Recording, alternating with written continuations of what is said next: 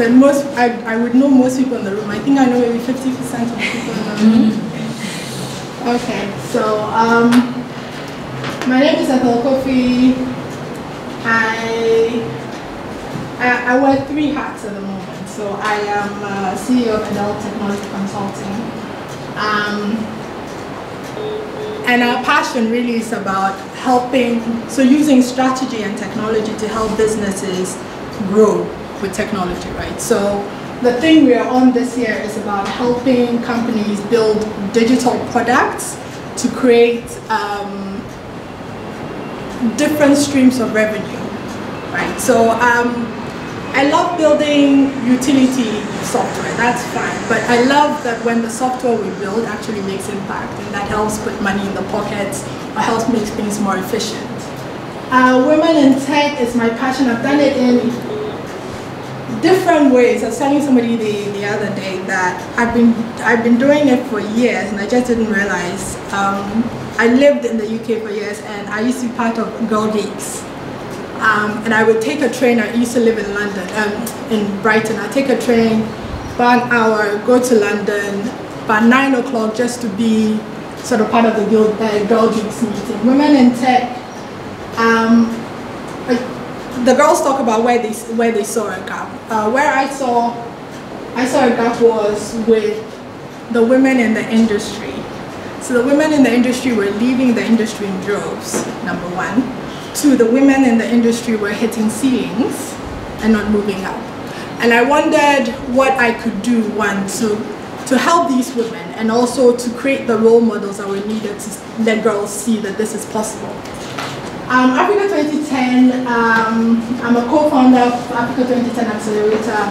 I was born out of my entrepreneurial journey and the mistakes that I made. I have 2 other co-founders, David in Zimbabwe and Chico in Guinea. And we're partnered with Microsoft to help bring entrepreneurial education to the scalable ideas in Africa. I thought I'd be different with this talk. So the reason why I thought I'd know most people in the room, and so I wasn't going to tell my story per se. I was going to come at it from a different angle because this is a journey I'm on myself. This is something I'm learning myself. I thought, why not? Why not be controversial? Why not have a conversation? I wanted to talk. Let's talk. That's the conversation I wanted to have today. So I've got 2 stories to tell you, and I'm going to tell you about my own sexism. Right, so story number 1. So this happened 18 months ago. It's taken me a long while to be able to tell this story. Vogue did an article on the high-tech heroines, right? And it was about the wives and girlfriends of the Silicon Valley CEOs. Right, so I was like, really? It's Marissa Mars, it's all these wonderful women. We're going to talk about the wives and girlfriends of Mark Zuckerberg and whatever. And I was on my soapbox about it. I was even going to blog about it or something. It was a Friday night. And then I ended up going out, so I didn't do it. And the Saturday, I was on a flight to London, and I was sitting, I was going to fly to London. I was sitting in the lounge, and I was waiting for the flight to be called, and I was on the phone. I was on the phone with my husband, and then the cabin crew were walking past, so I looked up. And I looked up and I bombed. So there were all these men walking past, right? Like the whole cabin crew was all men. And they were not even good looking. Right? So I have that instinctively, something was like, no, what is this, right? And I said to my husband, all the cabin crew are men. What's wrong with British Airways? So am I going to go on a plane and sit for 6 hours? It's all these ugly men serving me my nuts and my ribs. It just doesn't make sense. It was an instinct, and I gave voice to that instinct. Hold that thought there. If a man had said what I had said to my husband, and my husband kept quiet when I said it, because he waited for me to get to that point myself. Right? If a man had said this and said this out loud, I would be the first person to be on my soapbox and be like, you're sexist. What do you mean? What, do you need women? What's wrong with you, right? I would have said that. Again, it's taking me 18 months to tell this story, right? Start story number 1. Story number 2, I was in Morocco for the Global Entrepreneurship Summit last year. I met Christian. Christian is a CEO of Madeli's cosmetics firm. He's in the Francophone region. They build the cosmetics of natural beauty, natural products, extra. He's Forbes 30 under 30. Very interesting. Actually, we all hung out. We went out for, it was in Morocco, so we went and bought whiskey somewhere, and then we took Coca-Cola and we went out. Like, it was a group of us, a group of entrepreneurs. So we're sitting there, we're chatting. And this was the first time I had met him, and I was like, cosmetics. I looked at him and I was like, guy, cosmetics. Interesting. Really? Why? Right. Then, in my head, it was like, wait. When I walk into a room and people are like, you're a woman, you're a CEO of a tech company, and people have that 5-minute, like, right? I get annoyed. Personally, I get annoyed. I don't have much patience. I get quite annoyed when people do this. I'm like, what's wrong with you? I can give you a list of women. Why was I doing that to a man who was in an industry that was very female dominated? Think again, right? So this actually sent me on a journey. It sent me on a journey of thinking about my own unconscious biases, right? Thinking about, and even if anybody follows me on Twitter and Facebook, somebody say something idiotic, you know, I'll be like, look, right? But this sent me on a journey thinking about what is it that made me think the way that I thought in those different situations. Where are these biases coming from? I suffer them. Why? And I'm Ethel Cofie, Women in Tech founder, blah blah, run the first Women in Tech Africa Pan-African meetup online. I was I'm trying to name that now. I was shortlisted for the UN GemTech Awards for work with women in technology. I'm the deal on women. This is my job. This is my thing, right? This is the thing that riles me up. So why in different settings, in different ways, where is this bias coming from, right? So unconscious bias. I'm going to read this. Biases which we are not in conscious control. These biases occur automatically.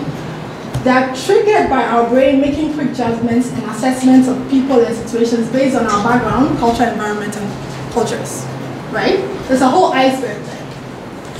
So see, in my mind, in the recesses of my mind, this is how an air hostess look like. And that's Iman, I love her. That's how a CEO of a cosmetics firm looks like, right? In my mind, based on my TV, cultural stereotyping, wherever, this is how they look like, right? So here's the question. Based on my biases at that point, if I was in a room and I was going to ask to hire cabin crew, what would I do? If I was asked, I sit on a number of boards and I'm always asked to help select strategic partners and blah, blah. If I was sitting there and I was asked to select a cosmetic brand that my board would strategically work with, who would I pick? Right?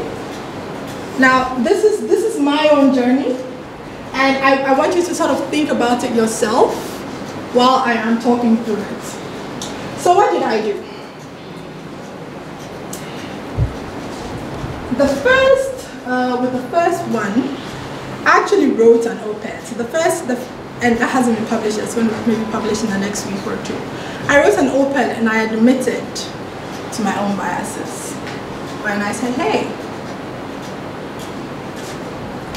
somewhere in the recesses of my mind, buried deep down, I think that it's women who should be serving my nuts and drinks on a whatever on a plane, right? On the second story with Christian, I did two things.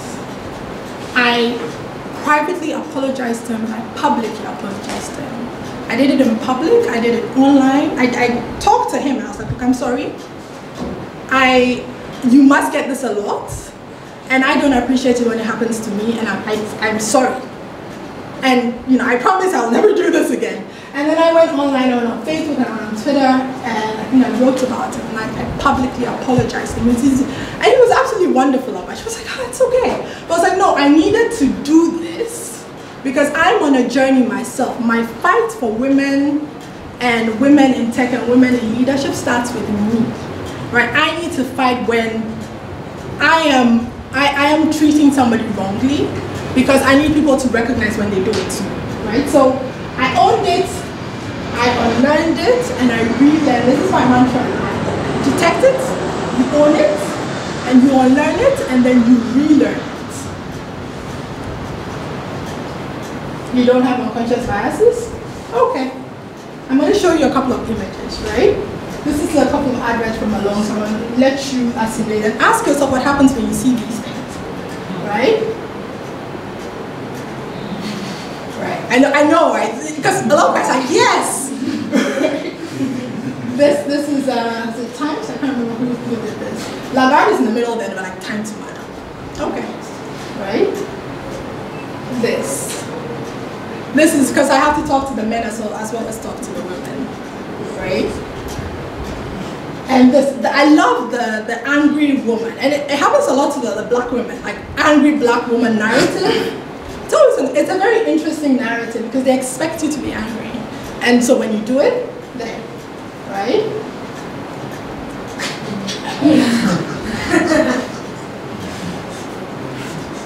So that's a guy versus the girl, right? And then the other words: bossy, nag, feminazi, cougar, male. Right? I want to take us all on a journey. I want you to also think about your journey, because I'm on a journey myself. Right? If you think you don't have biases, let me show you this. So, Fortune 500 companies were researched, and the average CEO is 3 inches taller than your average American. This is Fortune 500 companies in the US. Is there a deliberate prejudice against short men? Right? But you see, the thing is that we have a sense of how a leader should look like. And that leader is tall, that leader has, and it happens in Ghana. And in our politics, we see it. Right? We're like, no, this short guy is not going to be president. Right? This is an unconscious bias. This is something we do it we're blind to it, right? So when there's an instinct, and sometimes we don't give voice to that instinct, and we think, oh no, this is the way things should be. Unconscious bias, because I really wanted to say this. Women, there are more men in this room, that's fine. And this is something I'm working on now. This is my thing that I'm fighting, having conversations about. Women are their own worst enemies. Women don't work well with each other. Women have to display male qualities to survive. And I believe that for a very long time. And I lived it for a very long time. Right? I was a developer, I wore the slacks, I wore the hoodie, I was like the guys. I could drink and cuss like the guys because I learned to do that to survive. Right? Women are two-faced and they gossip. And leading women are bitches. I didn't claim I was going to be, PG today, right? But this is a conversation, this is a journey I am on, and this is a journey I want people to also start to look at your own biases. I think this is the only way we're going to solve the problem, right? So, if you believe in any of these things, I encourage you to do the research. I could tell you that men gossip more than women, but maybe you won't believe me. Go read the research, right? I could tell you that, but CEOs are learning female qualities now, listening, right, to be able to survive. Women are their own worst enemies. I suffered this, but I used to work with Vodafone. One of my issues was I'm a type A personality, and I would go into a boardroom meeting, and when there are two type A personalities in a boardroom, it doesn't have to be two women. It has to be a man and a woman. Just sparks will fly because the personality types. And I would come out of this meeting like, women don't work well with each other. And it's so annoying me. I didn't understand it. And also culturally we're pitted against each other. We're pitted against each other, right? They're bad for you. I could go into it, but like, sure, days like no time is almost up. They're bad for you. It means as startups, as tech entrepreneurs, it means that you miss out on a diverse way of thinking, and you miss out on bringing a really good, good skill sets and different skill sets. Because diversity, and there's a research, diversity helps you win, right? Diverse thinking in a room enables you to build better products. How to deal with your unconscious biases? Recognize that you're a human being. Your brain makes mistakes. That doesn't mean that if somebody, again, if somebody is coming from a place where they truly believe that women are second-class citizens, I'll be there saying exactly what I need to say. But I'm also aware that there is a thing like unconscious biases, and our job is to help people get to that place where they realize their unconscious biases. So I want to leave you with things to do, not just talk about it. Things to do so that you can deal with your own unconscious biases, right? So tell the truth to yourself. Notice what influences your decisions. We like to hire people like us. We like to go out with people like us. We like to talk to people like us. Notice what influences your decisions in vendor, your decisions on who to hire. Think about it. Ask yourself why. Why this person? Why this person? Why this person? Keep asking, okay? There's a really good text at the implicit Harvard.edu. It helps you unearth your own unconscious biases. It's a good test to take. Stretch your comfort zone, right? Do things that are out of your normal, because the more you expand your horizons, the better. Stimulate your curiosity about others. So spend time with people that don't neatly fit into your group of people, right? People that are not. I try to find really interesting people to be friends with, people that are very different, people that I would never hang out with, right? But the more you get to know them, the more it helps you understand them. I'll tell a story. When I was in university, I was doing my master's. I was a TA for the web design class, and as an African child that had gone to the UK, when I walked into the class, they're like the ones with the pink hair and the blue hair and the black nails, and you're like, okay. And then you have the like well-dressed kids. You're like, oh, this is my addressable market, right? These ones. But one of the things that I learned, the most creative, the most hardworking, the most interesting, were the ones that had the blue colored green hair, that wore the pants that didn't match with the tops, right? It was an unlearning moment for me. Expand your constellation of input. So get input from people representing other groups of point of views. That's hard to do. One of the things earlier in my career was, I'm creative. I like to think of these big ideas and visions. I like have big visions. And I used to have a guy on my team that would always question and ask me. I used to get really irritated, but years later, now over time, I actually look for people like that to hire because they complement my skills. They make my ideas better. They make my ideas bigger. They dot the I's and cross the T's on my ideas, right? If you mess it up, clean it up, right? If you say something stupid, and this is to men and women, if you say something stupid, or you do something stupid, or you push yourself based on your unconscious biases, you need to be able to say, hey, so that was really stupid, that's what I just said, and I apologize, and I'm sorry. And this is an unlearning moment for me, and I'm unlearning this behavior, right? Own it, unlearn it, relearn it. This is my mantra now. Own it, unlearn it. And women do it to men, men do it to women, and women do it to women, men do it to men. It's happening across, right? So, oh, this is a story I wanted to tell. So, in the 1980s, a lot of orchestras were all men. And so in order to fix the problem, they did what you call the screen test. So the men and the women would play, when they were hiring people, they would play behind the screen, right? And there were certain things like the trombone, and they're like, no, this is a male instrument because you need the lungs, and right? And Abby, first of all, when she got her letter and invited, it was like, it said Mr. I said, wow, whatever, and she went. And when she played, within the first 10 seconds, they said, no, send everybody else home.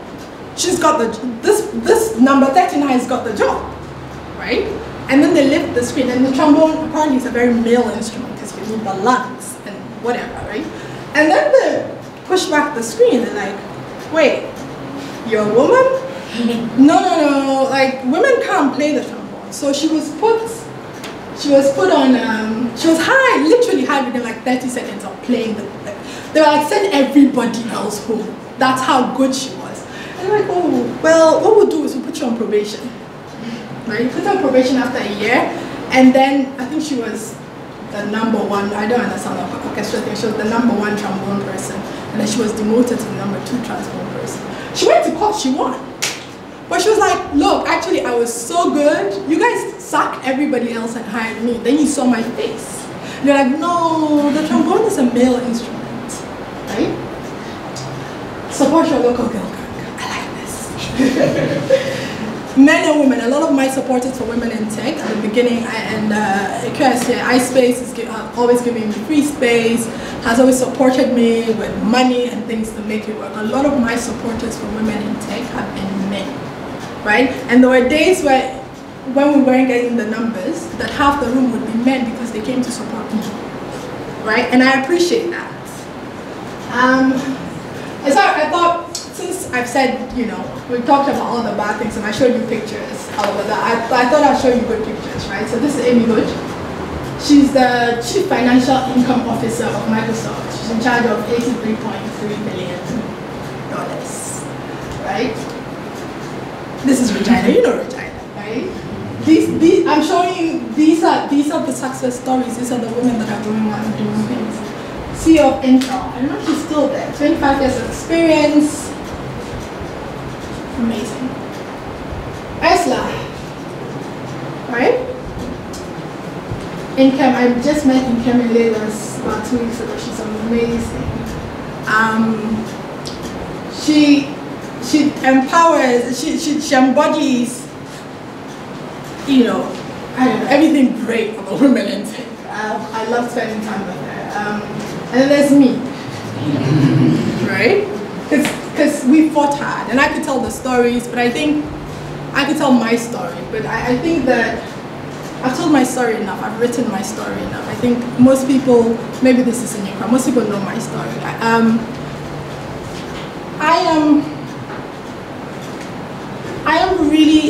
So this is my passion, right? So technology is very important to me, but I feel like part of my purpose is to live, and when I die at the end of the day, that gap in the middle, when on your tombstone or whatever, part of it is I would have pushed back a little for women in leadership. I don't know, people that are spiritual or whatever, I feel like that's my calling. I feel like that's my purpose. I love to build technology, but I feel like this is very important to me. This is my calling, this is my passion.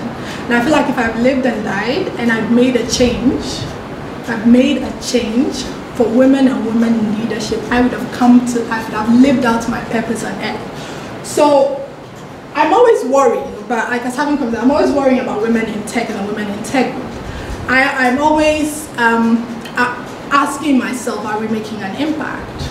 I'm always asking myself, are we making changes? And in the last couple of weeks, I've been thinking about the way we do things.